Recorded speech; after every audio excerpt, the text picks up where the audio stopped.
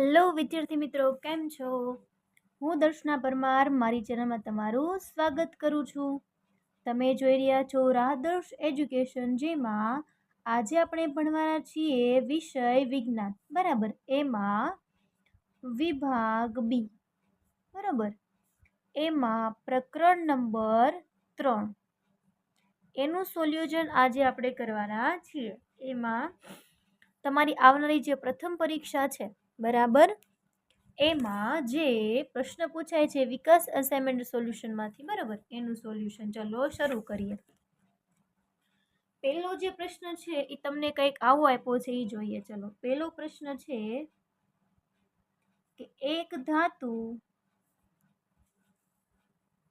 એ આપણા ખોરાકનો અગત્યનો ઘટક છે અને જો એમાં શું કીધું છે કે એક ધાતુ છે જે આપણા ખોરાકનો અગત્યનો ઘટક છે અને 2 ઓક્સાઇડ બનાવે છે. કેટલા ઓક્સાઇડ બનાવે છે ભાઈ? તો કે 2 ઓક્સાઇડ બી અને સી બનાવે છે, બરાબર. ઓક્સાઇડ બી જે છે ને એ કેવો છે? તો કે ઝેરી છે. ઓક્સાઇડ બી ઝેરી છે, જ્યારે સી જે છે ને એ ગ્લોબલ વોર્મિંગ, શું કહું છું સાંભળજો, કે ગ્લોબલ વોર્મિંગ કરે છે. તો તમને પહેલો પ્રશ્ન પૂછ્યો છે કે એ બી અને સી ને ઓળખો. તો તમે કહો જો એ ગ્લોબલ વોર્મિંગ જે છે એ કયો વાયુ કરે છે? CO2. હવે કઈ ધાતુ એવી છે કે જે આપણા ખોરાકનો અગત્યનો ઘટક છે? તો લખો કે એ બરાબર કાર્બન આવશે, બી બરાબર કાર્બન મોનોક્સાઇડ આવશે. શું આવશે? Carbon monoxide. કેમ કે કાર્બન મોનોક્સાઇડ જે છે ને એ ઝેરી વાયુ છે. અને સી બરાબર તમે લખી શકો છો કાર્બન ડાયોક્સાઇડ. શું લખી શકો છો? કાર્બન ડાયોક્સાઇડ, જેનું સૂત્ર છે CO2, બરાબર. એની પછી બીજો પ્રશ્ન એમાં ને એમાં આપ્યો છે કે એ આવર્ત કોષ્ટક ના કયા સમૂહ સાથે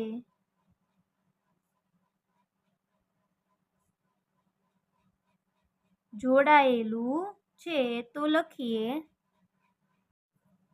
હવે જો લખીએ કે એ એટલે કે કાર્બન,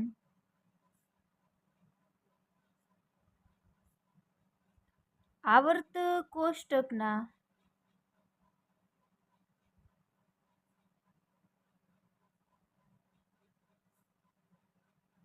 14મા સમૂહ સાથે જોડાયેલું છે, જેને કાર્બન કુટુંબ તરીકે પણ ઓળખવામાં આવે છે. તેને કાર્બન કુટુંબ પણ કહે છે, બરાબર. એની પછી પ્રશ્ન નંબર 2 જોઈએ. ચલો, શું કીધું છે? બીજો પ્રશ્ન જોઈએ, બરાબર. ઈ પ્રશ્ન નંબર 1 ના 2 પ્રશ્ન પૂછેલા હતા, એનું સોલ્યુશન આપણે થઈ ગયું, બરાબર. ચલો, એની પછી બીજો પ્રશ્ન આપ્યો છે, ઈ જોઈએ.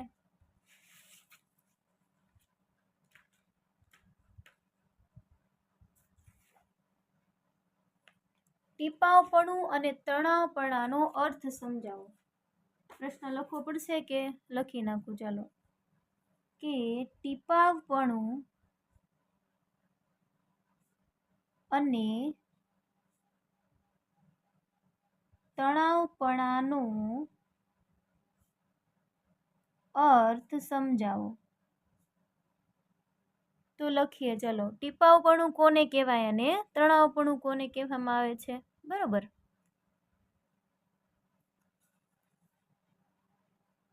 આન્સર લખીએ કે ધાતુને ટીપીને તેના પાતળા પતરા બનાવી ધાતુને ટીપીને તેના પાતળા પતરા બનાવી અથવા બનાવવાની ક્રિયાને ટીપાવપણું કહે છે. અને બીજું શું તમને પૂછ્યું છે? બીજું શું કીધું છે કે તણાવપણું એટલે શું એનો વિશે લખું છું કે ધાતુઓની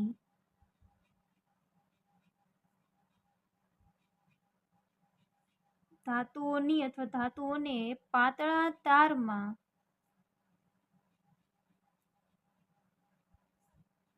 ફેરવાઈ જવાની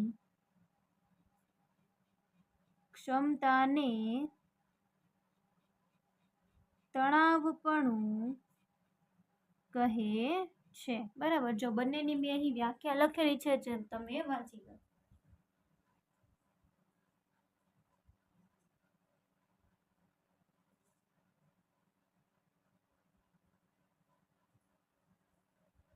પછી જો જે મેઇન શબ્દ છે ને એ આપણે યાદ રાખવાનું. કયું?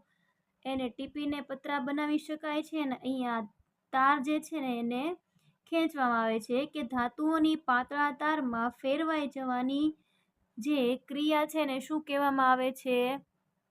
તણાવપણું તરીકે ઓળખવામાં આવે છે. બરાબર. એની પછી ત્રીજો પ્રશ્ન કંઈક એવો છે એ જોઈ લઈએ. બરાબર. જો તમે બુક બનાવો છો, અસાઇનમેન્ટની વ્યવસ્થિત બનાવો છો. બરાબર. ત્રીજો પ્રશ્ન અહીં આપેલો છે એ જોઈએ. શું કીધું છે કે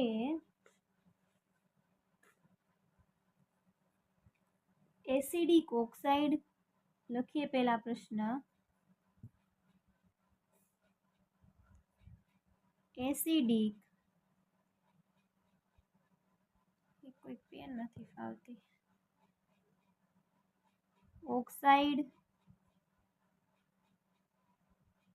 અને બેઝિક ઓક્સાઇડ એટલે શું? ચલો લખીએ. એસિડિક ઓક્સાઇડ કોને કહેવાય અને બેઝિક ઓક્સાઇડ કોને કહેવાય? બરાબર.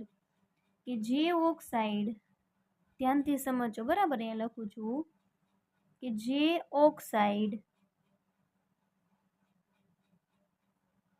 પાણીમાં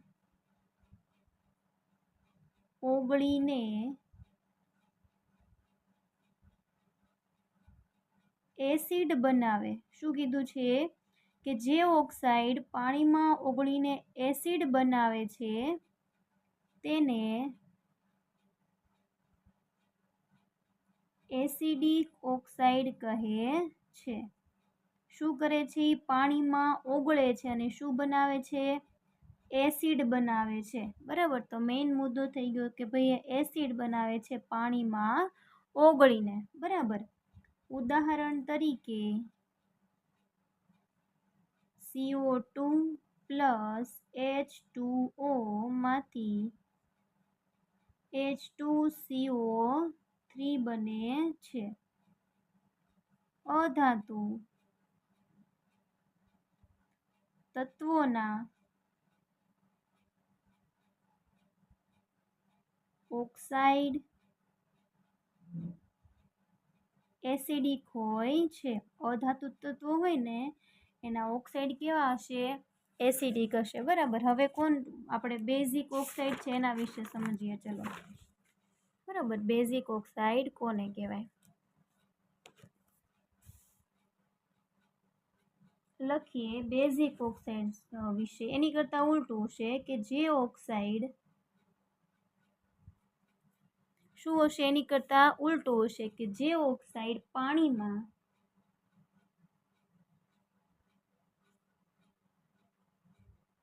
ઓલું શું બનાવતું હતું? એસિડ. તો આ પાણીમાં ઓગળીને શું બનાવે છે? પાણીમાં ઓગળીને બેઝ બનાવે. શું બનાવે? બેઝ બનાવે છે. જો ઓલું શું બનાવે છે? તો કે એસિડ બનાવે છે, અને આ શું બનાવે છે? બેઝ બનાવે છે. એટલે એ મુદ્દો તમારે યાદ રાખવા માટે આ રીતે યાદ રાખવું પડશે. મેનામાં શું છે? બેઝ. બરોબર. બનાવે છે તેને બેઝિક ઓક્સાઇડ કહે છે. બરોબર. ચલો, ઉદાહરણ તરીકે અથવા તો દાખલા તરીકે Na2O સોડિયમ ઓક્સાઇડની પાણી સાથે પ્રક્રિયા કરો. બરાબર. તો એમાંથી NaOH બને છે, સોડિયમ હાઇડ્રોક્સાઇડ, જે શું છે? બેઝ પદાર્થ છે. તો લખીએ કે ધાતુ તત્વના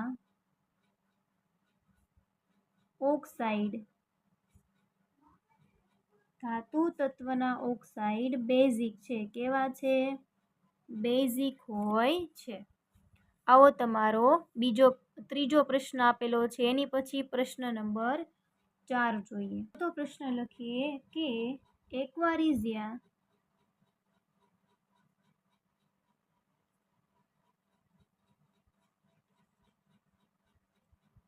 એટલે શું? એક્વારિઝિયા એટલે શું? તેમાં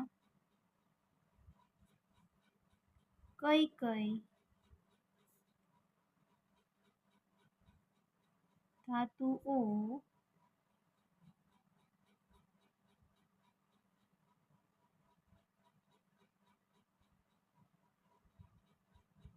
ઓગાળી શકાય? ચલો, એક્વારિઝિયા એટલે શું? તેમાં કઈ કઈ ધાતુઓ ઓગાળી શકાય? એનો જવાબ આપું છું. બરાબર. કે સાંદ્ર HCl એટલે શું કહેવાય? Hydrochloric acid.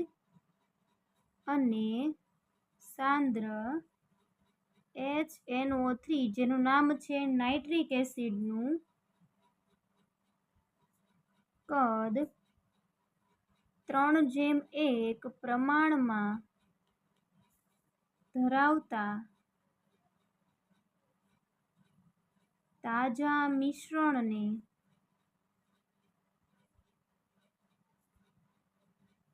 એક્વારિઝિયા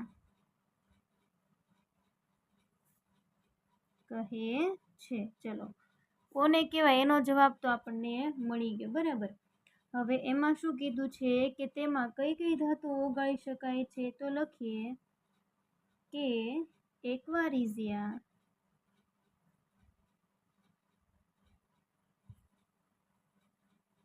એ પ્રબળ ક્ષારીય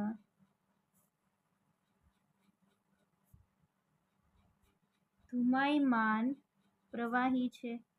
એ કેવું હશે? ખૂબ જ સાંદ્ર હશે, કેમ કે બે એસિડ એવા ભેગા થયા છે ને કે જે બહુ હેઝાર્ડસ છે. બરાબર.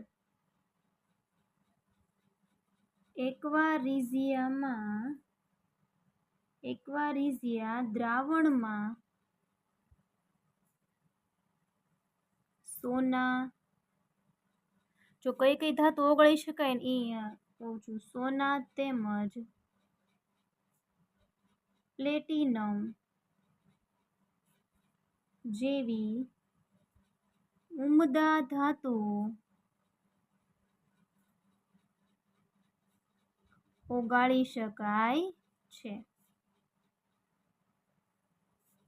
ચલો, પછી 5મો પ્રશ્ન જોઈ લઈએ. બરાબર. પ્રશ્ન નંબર 5. જો આમાં તમારે લાઈન કરવી હોય ને તો અહીંયા કરી દો જો હારોહાર. પહેલાં તો HCl અને HNO3 ના જે દ્રાવણ કેટલું રાખવું પડે? કદ 3:1 રાખવાનું હોય. પછી એ જે દ્રાવણ કેવું હોય? ખૂબ જ પ્રબળ છે. કઈ કઈ ધાતુઓને ઓગાળી શકાય? તો કે સોનું અને પ્લેટિનમ. બરાબર. જેવી ઉમદા ધાતુઓને ઓગાળી શકાય છે. 5મો પ્રશ્ન છે એ જોઈ લઈએ. ચલો,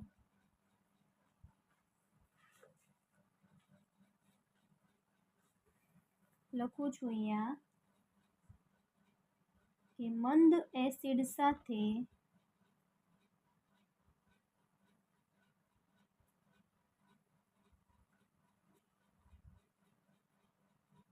પ્રક્રિયા કરી તેમાંથી હાઇડ્રોજનનું વિસ્થાપન કરી શકે અને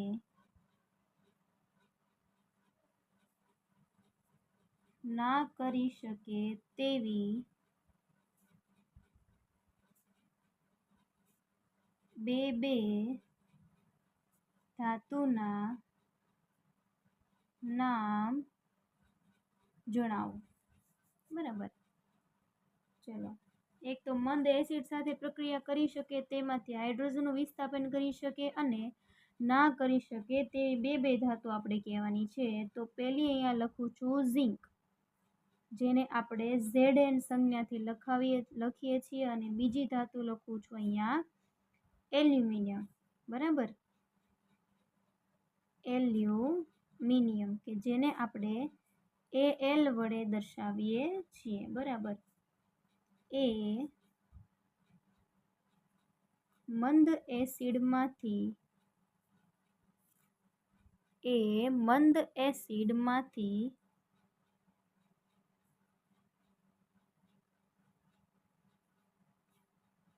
હાઇડ્રોજન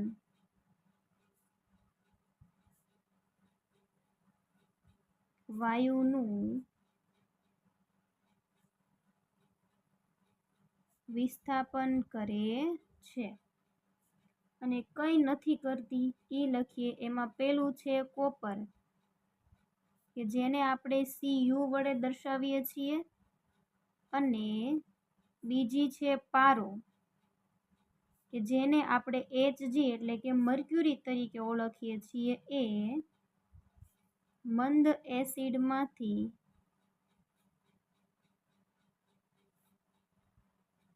હાઇડ્રોજન વાયુનું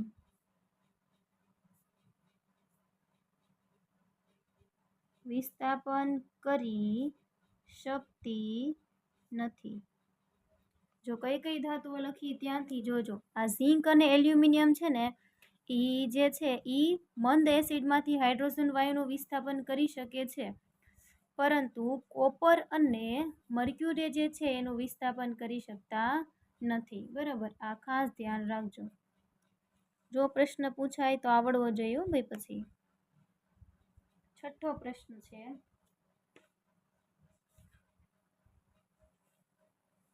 કોપર ધાતુ વિશે છે એ પ્રશ્ન. હાલો, આવડે તો મને કમેન્ટ કરજો. પ્રશ્ન લખું છું કે કોપર ધાતુ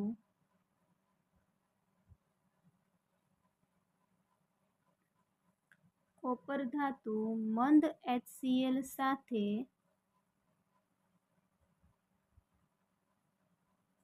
પ્રક્રિયા કરતી નથી. શા માટે નથી કરતી એનું કારણ તમને પૂછ્યું છે. 2 માર્કનું છે, લખીએ. ચાલો, કે કોપર ધાતુ જે છે ને ભાઈ, કોપર ધાતુ ખૂબ જ ઓછી સક્રિય ધાતુ છે. ખૂબ જ ઓછી સક્રિય ધાતુ હોવાથી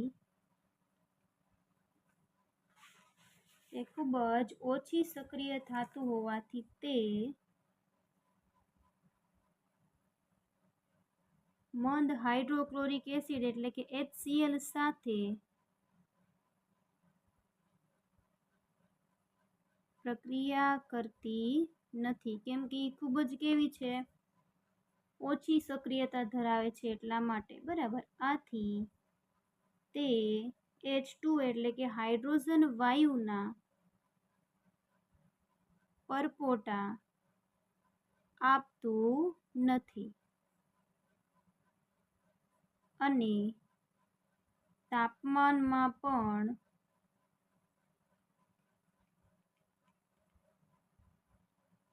કોઈ ફેરફાર થતો નથી. ચલો, ખબર પડી ગઈ ને કે ધાતુ કેવી છે, ખૂબ જ ઓછી સક્રિય છે. બરાબર, એટલા માટે એ મંદ HCl સાથે પ્રક્રિયા ન કરે અને H2 વાયુના પરપોટા પણ એ આપશે નહીં. ચલો એની પછી 7મો પ્રશ્ન.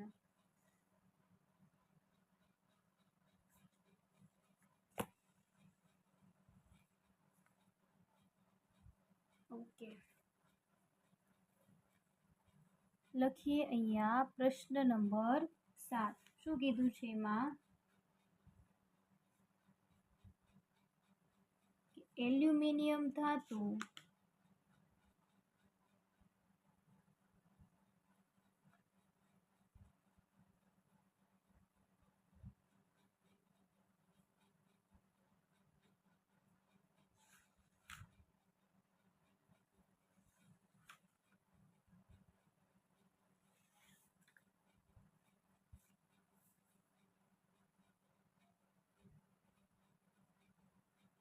નાઇટ્રિક એસિડ સાથે હાઇડ્રોજન વાયુ મુક્ત કરતી નથી. શા માટે? હવે જો એલ્યુમિનિયમ ધાતુ છે ને નાઇટ્રિક એસિડ સાથે H2 વાયુ ન મુક્ત કરે, બરાબર. તો જોઈએ ચલો શા માટે એવું કરે છે, તો કે કારણ કે નાઇટ્રિક એસિડ કે જેને આપણે શું લખીએ છીએ HNO3 એ પ્રબળ ઓક્સિડેશન કરતા, મને કમેન્ટમાં જણાવજો આ પ્રબળ ઓક્સિડેશન કરતા એટલે શું? બરાબર, જેણે આ પાઠ ભણ્યો હશે વ્યવસ્થિત રીતે એને જ આવડશે. પ્રબળ ઓક્સિડેશન કરતા હોવાથી તે H2 વાયુનું પાણીમાં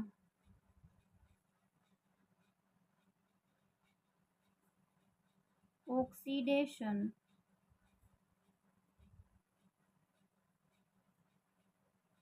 કરે છે અને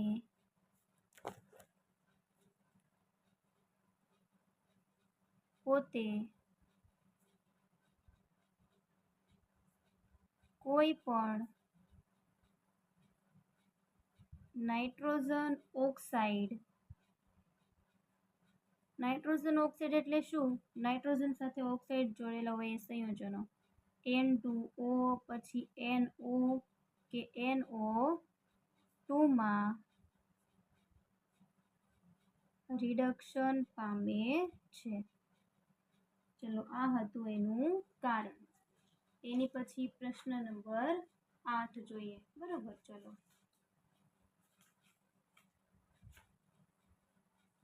તો સાવ સિમ્પલ પ્રશ્ન છે. 8મો પ્રશ્ન જો કે મિશ્ર ધાતુ એટલે શું?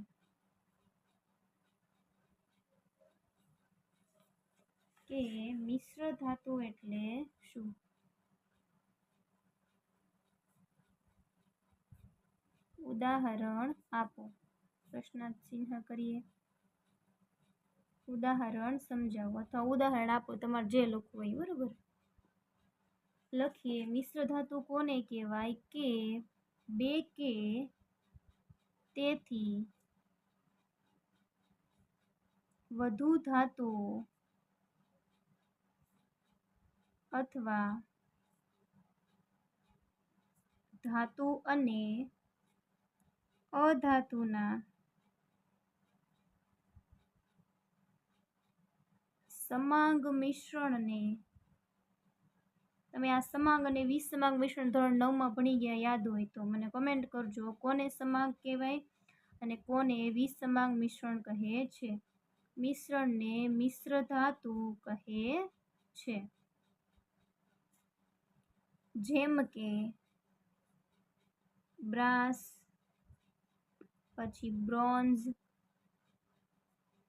પછી સ્ટેનલેસ સ્ટીલ, આનો ઉપયોગ આપણે જોયો હશે મને યાદ હોય તો, વગેરે જે છે એ મિશ્ર ધાતુઓના ઉદાહરણ લખી શકાય. બરાબર, પછી 9મો અને 10મો, બસ ચલો 2 જ પ્રશ્ન રહ્યા. બરાબર, પ્રશ્ન નંબર 9 જોઈએ. ચલો,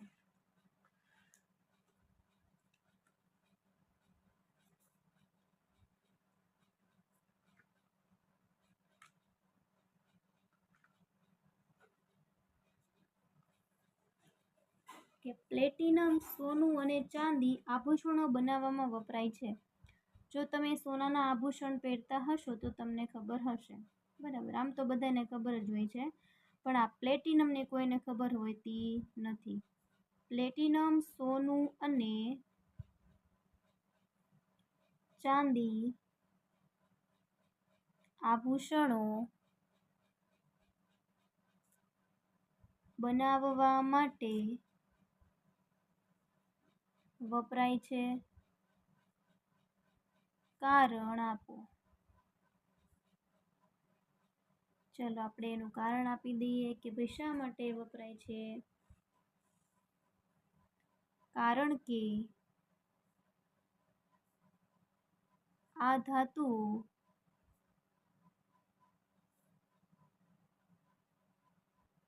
ધાત્વિક ચમક, આપણે જોયું છે એની ચમક વધારે હોય, બરાબર, કે ધાત્વિક ચમક ધરાવે છે. તે તણાવપણાનો ગુણધર્મ ધરાવે છે, કેમ કે એ ધાતુ છે એટલે એ ધરાવશે. અને ટીપાવપણાનો ગુણધર્મ ધરાવે છે, જેનાથી ટીપી શકાય અથવા તો તેને તાણી શકાય ને સરસ મજાની વસ્તુઓ બનાવી શકાય ગુણ ધરાવે છે. તેથી આભૂષણો યોગ્ય આકાર લઈ શકે, આકાર અથવા તો ઘાટ આપી શકાય છે.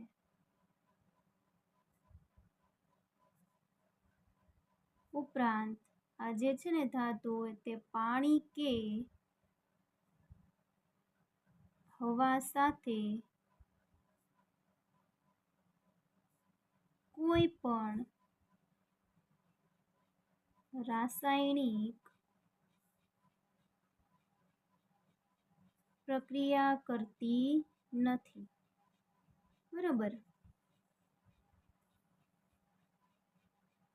તેથી તે ધાતુઓ આભૂષણો બનાવવા માટે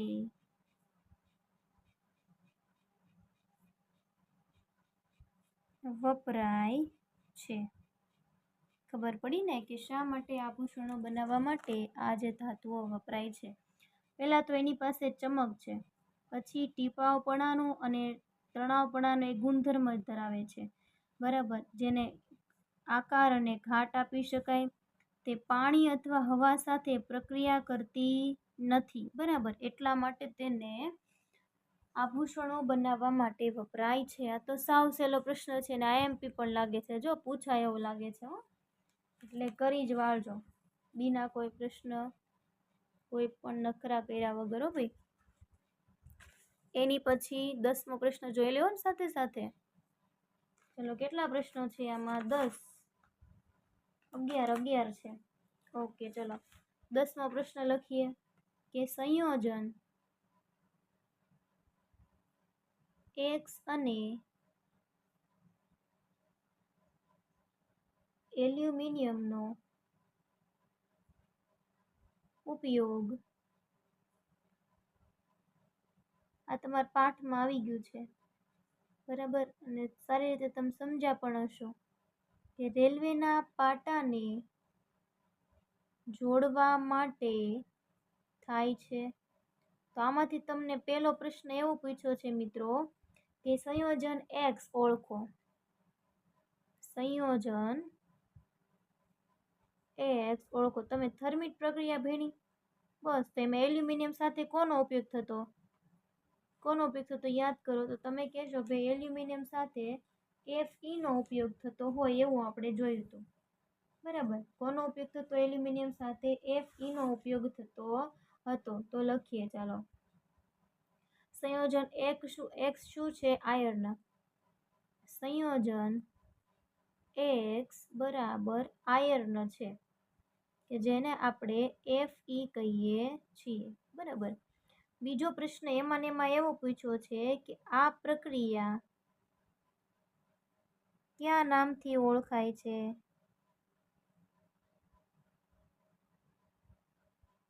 લખી દેવાનું કે આ પ્રક્રિયા જે છે એ થર્મિટ નામથી ઓળખાય છે.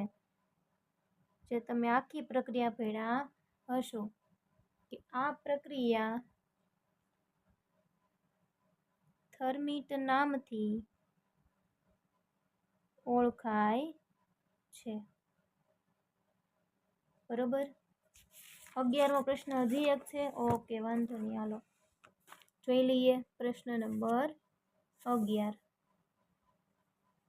પ્રશ્ન લખું છું પહેલા તો અહીંયા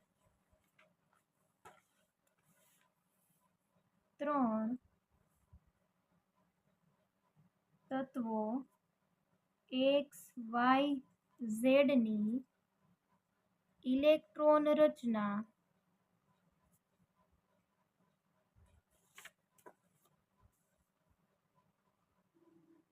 નીચે મુજબ છે.